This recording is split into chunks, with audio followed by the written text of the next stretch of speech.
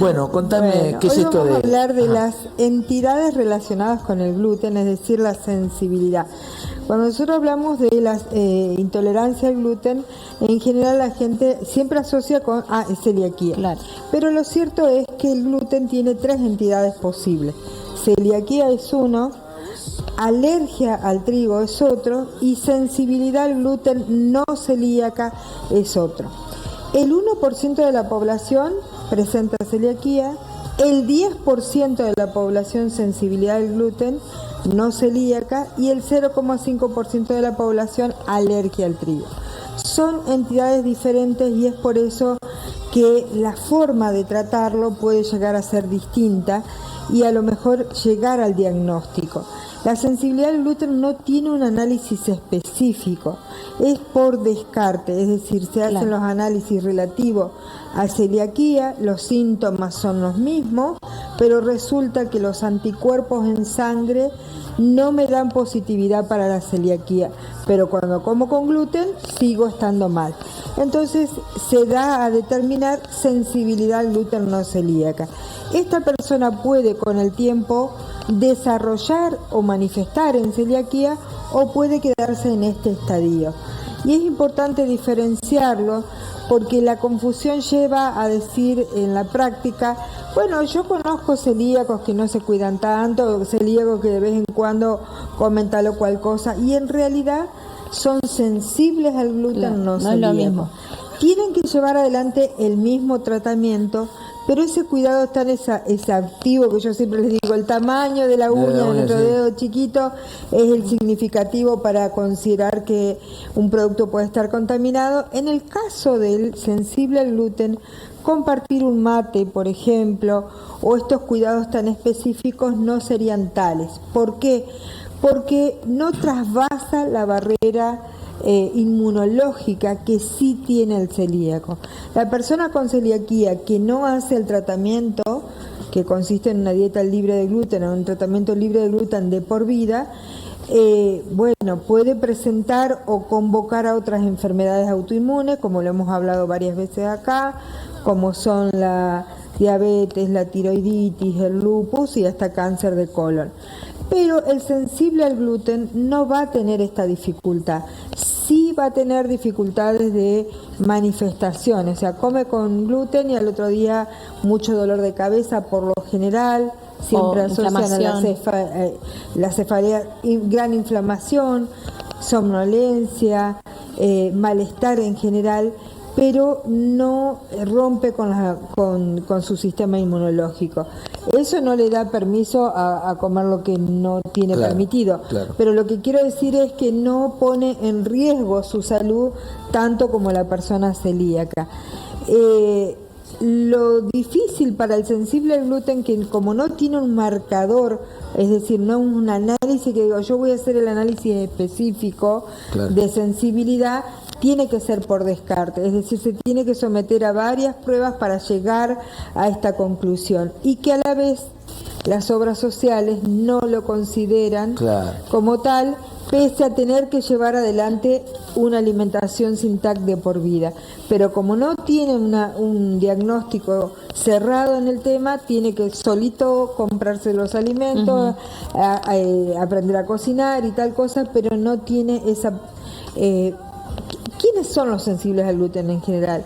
Muchas veces son los familiares del celíaco, que no comprueban la celiaquía en su sangre, en sus genes, pero sí tienen estos malestares, ¿no? Es importante poder definirlo, porque si no están yendo y viniendo muchas veces, y el gluten tiene varias, estas tres son las principales, pero tienen varias entidades para desarrollar otras manifestaciones en el intestino, como candidiasis, como alguna otra situación que lo lleve a pensar que tiene celiaquía. Por eso nosotros siempre lo mencionamos acá, es importante ir a profesionales conocedores en la materia, que la persona no pierda tiempo, no pierda calidad de vida, no se desespere ante su situación y pueda recurrir a quien realmente, aunque lo tenga que someter a varios estudios y análisis, pero cuando le da el resultado que sea certero, ¿no? Es muy importante esto porque en el ir y venir la persona pierde calidad de vida, ¿no?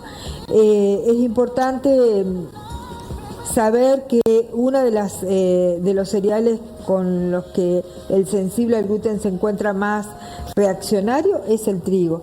Por ahí la avena, la cebada y el centeno no tanto, pero el trigo esencialmente. Ahora, ¿no? yo sin meterme, como siempre lo decimos, Cecilia no es médica. No.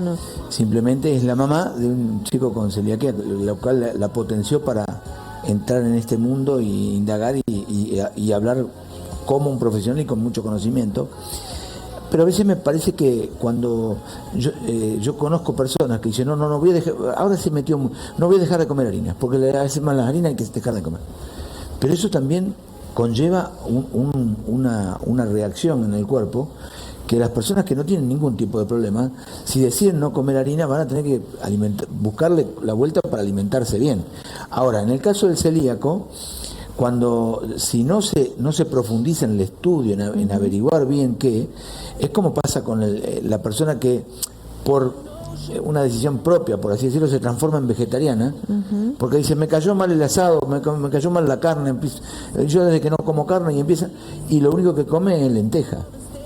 Entonces, digo, si decidís ser vegetariano, tenés que empezar a profundizar estudiar sobre el tema, hablar con un nutricionista, con un profesional que te diga, tenés que comer esto y esto, porque si le sacás la carne de golpe, o las proteínas y vitaminas que te da la carne, no debe ser positivo.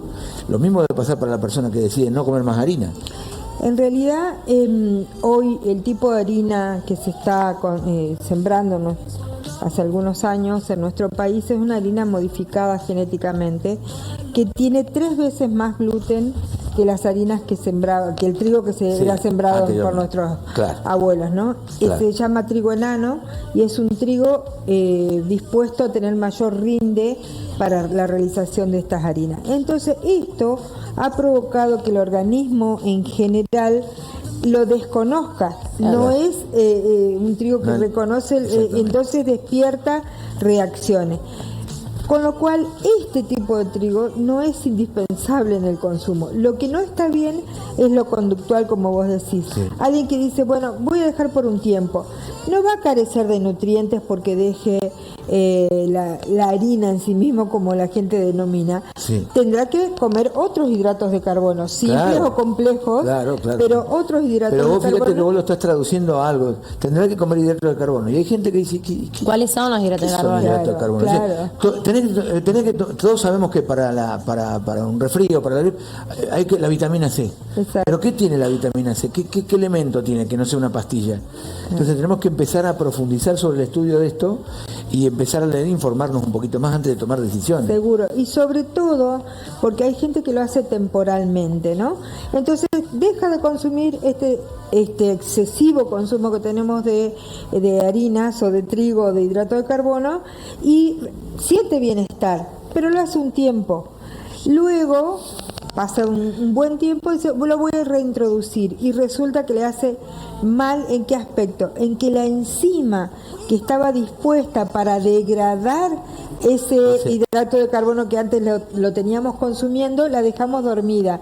Y cuando reintroducimos, sentimos peor malestar. Por eso ninguna de estas cosas pueden hacerse sin el acompañamiento de profesionales de la salud, en este caso de licenciados en nutrición, del médico mismo. O sea, cuando estamos hablando de nuestra salud y de nuestro cuidado, es importante recurrir a los que se han preparado para ello.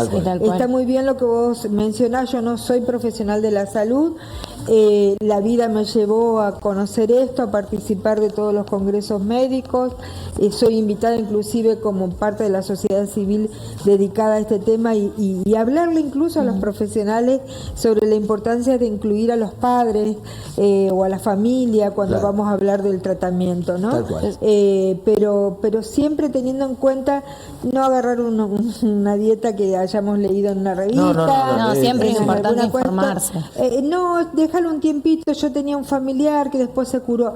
La celiaquía no se cura, se trata, y lo que ocurre es que cuando se deja de consumir gluten el bienestar llega prontamente. Entonces se supone que eso indica que ya se curó, pero si reintroduce el gluten y es celíaco, obviamente aparecen esos u otros síntomas, porque también ya dijimos que es multifactorial o multisistémica, es decir, puede presentar muchos síntomas. Bien. Pero bueno, viste que cada martes presentamos un tips, una cosita para que vayamos aprendiendo. Contarle a la gente que se puede comunicar con nosotros al 3434-167676 o al teléfono de ustedes, de ustedes. 343-4-283-779, tenemos WhatsApp, o ir a la página Cecilia Pautazo de Instagram, Facebook, y bueno, y contarles, si me dejas un segundito más, que la marca... La dejo a Gonzalo, que me robe el programa, no te voy a dejar a vos. La marca Ciudad Paraná, en algún momento lo charlamos, bueno, ha decidido mencionar a personas que considera que hacen su aporte a la ciudad. Estamos en una terna, hay varios rubros del deporte, de la ciencia, de género y diversidad, bueno, de la salud, y bueno, yo integro una de esas ternas, así que el que quiera ingresar a la página de la Municipalidad de Paraná, a la marca marca Ciudad, y votar, en todo caso ver a las personas que también en su trayectoria. ¿Para qué es esto? No hay, alguien me preguntaba, ¿se paga esto? De ninguna manera. En realidad, a nosotros, ¿qué nos significa? Un aporte a la visibilización de las acciones que hacemos y poder llegar un poco a más gente, ¿no? Es de suma importancia, así que estaría buenísimo. Bueno, te agradecemos como siempre.